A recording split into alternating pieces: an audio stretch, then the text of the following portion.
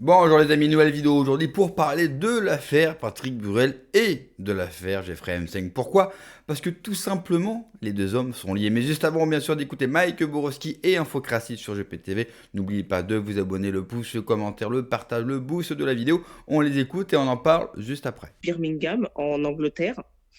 Et on sait aussi que elle lui envoie des mails où elle dit qu'elle veut avoir un enfant avec lui, avec Jeffrey Epstein. Et quel est le lien avec Patrick Bruel? Eh bien, Madame Nicole Alors, Junkerman attends, est... on va d'abord montrer le mail. Oui. Ce mail-là, tiens, on va le commenter. Voilà, donc c'est un mail où elle demande à Jeffrey Epstein, est-ce que tu veux avoir un bébé avec moi? Et il lui répond, on va voir en fonction des périodes, etc., etc. Donc, pour qu'une femme envoie un mail. Donc, je crois que ce mail date de 2010. Donc, c'est encore après 2002. Et c'est suffisamment récent pour que c'est après que Jeffrey Epstein ait été condamné déjà. Pour qu'une jeune femme envoie à un homme est-ce que tu veux avoir un enfant avec moi? C'est qu'on en est quand même à un stade de discussion entre les deux qui est assez avancé quand même. D'autant plus que je peux dater donc qu'elle a volé sur le Lolita à partir de au moins 2002, voire peut-être avant, mais au minimum 2002. Donc, ça veut dire qu'en 2010, ils se connaissent déjà depuis quand même un moment. Ils correspondent peut-être depuis un moment. Ils se connaissent. Et donc, ils ont pris l'avion ensemble. Ils ont été en vacances ensemble en 2002 à Birmingham. Donc, en 2010, ils se connaissent quand même très bien. Donc, elle lui demande, est-ce que tu veux avoir un bébé avec moi en 2010? En 2010, elle a quelque part autour de la trentaine. Et donc, pour qu'une femme à la trentaine, qui sait très bien, qui connaît les relations amoureuses et qui sait ce qu'elle fait, pour qu'elle lui demande à Epstein, est-ce que tu veux avoir un enfant avec moi, c'est que ils en sont à un stade de relation quand même assez avancé, et surtout pour qu'elle lui envoie par mail. euh, C'est-à-dire que c'est pas c'est sur un mail de vacances où on sait que ça peut fuiter, même si ça n'a pas encore fuité en 2010. Tout le monde sait très bien que les documents numériques, ça peut fuiter extrêmement rapidement. Il suffit de screener, de faire un screen du mail. Donc, pour qu'elle se sente assez en sécurité pour envoyer ce genre de mail à Jeffrey Epstein, c'est qu'ils ont une relation quand même qui est assez avancée. Et donc, cette jeune femme, le lien qu'elle a avec Patrick Bruel, c'est que la famille de Nicole Junkerman a fondé l'entreprise Winamax. Or, l'entreprise Winamax, c'est une entreprise de jeux d'argent, de poker, etc. Et Patrick Bruel a été actionnaire de cette entreprise Winamax En 2021. entre 2009 et 2021.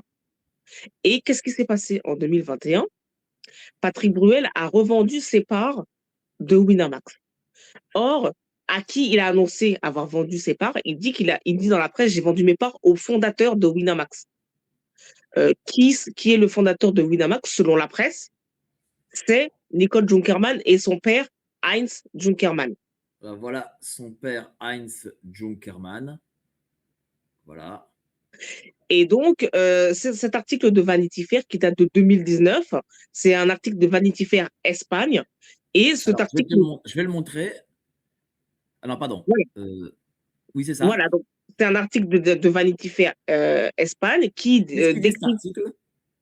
Donc, c'est un article de 2019 qui dit que Nicole Zuckerman a créé Winamax quand elle était étudiante, avec son père, probablement financé par son père. Donc, quand Patrick Bruel dit j'ai revendu mes parts en 2021 au fondateur de Winamax, moi, je demande exactement est-ce qu'il a revendu ses parts à Nicole Junkerman ou à Heinz Junkerman? Parce que nous savons que Patrick Bruel a acheté ses parts avec d'autres investisseurs, ainsi qu'avec, par exemple, Robert Louis Dreyfus. Ils ont acheté des parts pour être actionnaire majoritaire de Winamax, mais à aucun moment il n'est dit que c'est Patrick Bruel ou que c'est Robert Louis Dreyfus qui ont fondé Winamax. Jamais personne n'a affirmé ça. Ils ont juste acheté des parts majoritaires. Et ce qui est déclaré partout dans la presse, c'est que les fondateurs de Winamax, c'est la famille Zuckerman. Donc, moi, je demande, quand Patrick Bruel dit j'ai revendu au fondateur de Winamax, il ne cite Donc, pas c'est le nom. Junkerman. Voilà. Il dit pas le nom, mais est-ce que c'est la famille Junkerman? Je pose la question. J'imagine, en plus, il l'a fait, il a revendu en 2021, 2 ans après la mort supposée de Jeffrey Epstein, alors que Winamax est une machine à cash. Pourquoi a-t-il revendu juste après? Alors là, c'est vrai qu'en 2021, premièrement, on est très longtemps après la première condamnation de Jeffrey Epstein. Donc, cette condamnation est connue des gens bien informés. Et deuxièmement, on est donc en 2021, l'affaire a déjà éclaté depuis un moment et Jeffrey Epstein est mort. Et on se rappelle aussi qu'en 2021, c'est aussi le début de l'explosion des rumeurs sur la famille Macron. Donc, en 2021, tout le monde est au courant que ces deux affaires existent. Donc, c'est vrai que c'est assez opportun de la part de quelqu'un comme Patrick Bruel de revendre ses parts une fois que ces deux affaires ont explosé. Et on se dit, une fois qu'il a revendu ses parts, il n'y a plus de lien entre lui et Jeffrey Epstein et entre lui et les Macron, quoi, en fait. Alors, il y a, alors, regardez ça. Qu'est-ce que c'est que ça? Alors, ça, c'est un tableau que j'ai fait sur mes recherches sur Nicole Junkerman.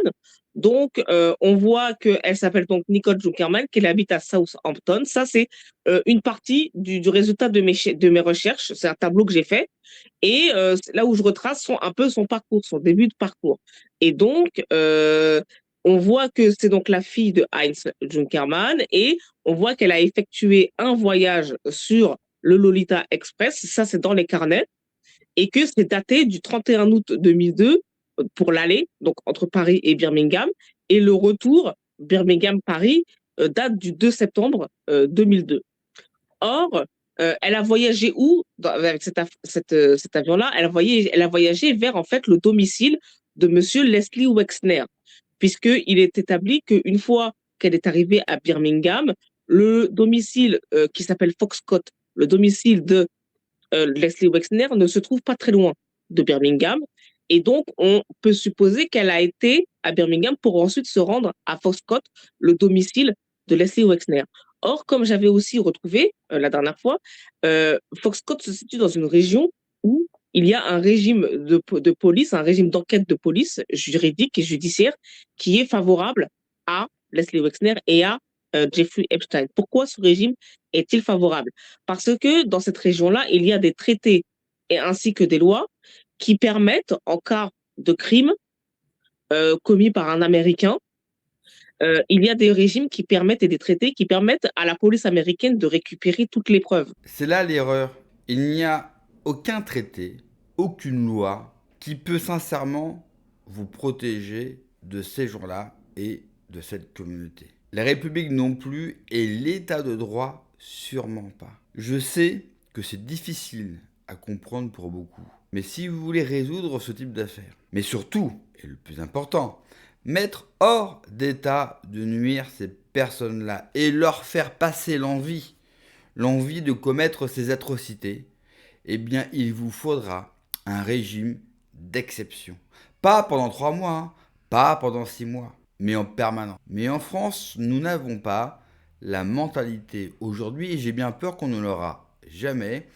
Cette mentalité, la mentalité pour pouvoir mettre un système à la salvadorienne, qui vous permet d'éliminer toute corruption, tout trafic. Et quand je vous dis ça, je pense à une phrase qu'a prononcée le président du Salvador lors d'un discours devant son peuple. Si il y a une explosion du trafic de drogue et de crimes en tout genre, c'est parce que l'État laisse faire. Encore plus dans un vieux pays comme la France où l'État a créé la nation. L'État a totalement les compétences pour éliminer ce type de menace. Parce que Patrick Bruel de Epstein, oui, on les retrouve, mais j'ai envie de vous dire, quel hasard d'apprendre que tous les enfoirés de ce monde se connaissent. Et puis, quel hasard d'apprendre également qu'ils appartiennent tous à la même communauté. En France, nous avons un problème pour traiter ce genre de cas et ce genre de personnes, parce que nous sommes un peuple profondément gentil et naïf. Nous croyons bien sûr au pardon et à la rédemption, parce que nous sommes un vieux peuple catholique. Car malheureusement, avec le temps, nous avons déformé des valeurs chrétiennes. Car nous avons oublié quelque chose. Nos ancêtres, qui étaient bien plus chrétiens que nous, quand eux devaient faire face à ce type de personnes, croyez-moi, la solution, elle a été non seulement rapide, mais radicale. Merci d'avoir regardé la vidéo, les amis. N'oubliez pas, comme d'habitude, de vous abonner, le pouce, le commentaire, le partage, le boost de la vidéo. Prenez soin de vous, que Dieu vous protège. Allez, ciao.